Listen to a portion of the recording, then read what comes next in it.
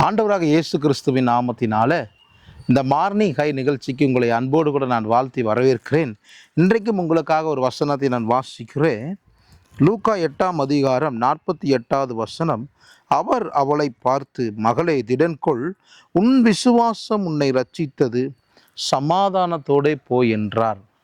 இங்கே பெரும்பாடுள்ள ஸ்திரீயை பார்த்து ஆண்டவர் சொல்றார், உன் விசுவாசம் உன்னை ரட்சித்தது, நீ சமாதானத்தோடு போய் என்று சொன்னார். இந்த சம்பவம் நமக்கு எல்லாத்துக்கும் நன்றாய் தெரியும்.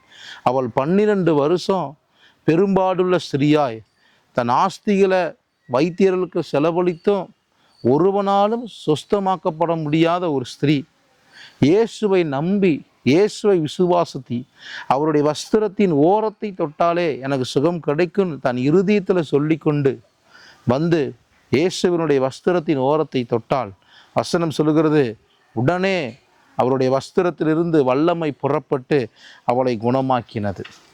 ஆனால் வசனம் தெளிவாய் சொல்லுகிறது, அவருடைய வஸ்திரத்தின் ஓரத்தை தொட்ட மாத்திரத்திலே வல்லமை புறப்பட்டது என்று.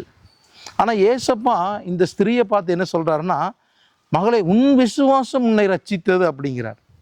ஆண்டவர் இங்கே எப்படி சொல்லியிருக்கலாம் அப்படின்னா, நீ என்னை விசுவாசத்தோடு தொட்ட, என் வஸ்திரத்தில் இருக்கிற அந்த வல்லமை உன்னை சுகமாக்குச்சுன்னு ஆண்டவர் சொல்லலை, என் நாமம் உன்னை சுகமாக்குச்சுன்னு ஆண்டவர் சொல்லலை. மாறாக ஆண்டவர் இங்கே ஒரு காரியத்தை சொல்லுகிறார், உன் விசுவாசம் உன்னை ரட்சித்தது என்று சொன்னார். ஆம் பிரியமானவர்களே, நாம் இயேசுவினிடத்தில் நாம் வரும்போது 100% விசுவாசத்தோடு கூட வர வேண்டும் என்று கர்த்தர் விரும்புகிறார். ஆண்டவர் நமக்குள்ள இருக்கிற விசுவாசத்தை ஆண்டவர் பார்க்கிறார். நம்ம வாழ்க்கையில் தேவனுக்கு பிரியமானது என்னன்னு கேட்டிங்கன்னா, அவரை நாம் எந்த அளவுக்கு விசுவாசிக்கிறோமோ அந்த அளவுக்கு அவர் நம்ம மேல் பிரியம் வைக்கிறார். அதனால் இந்த ஸ்திரியை பார்த்து ஆண்டவர் அதான் சொன்னார், உன் விசுவாசம் உன்னை ரட்சித்தது அப்படின்னு சொன்னார்.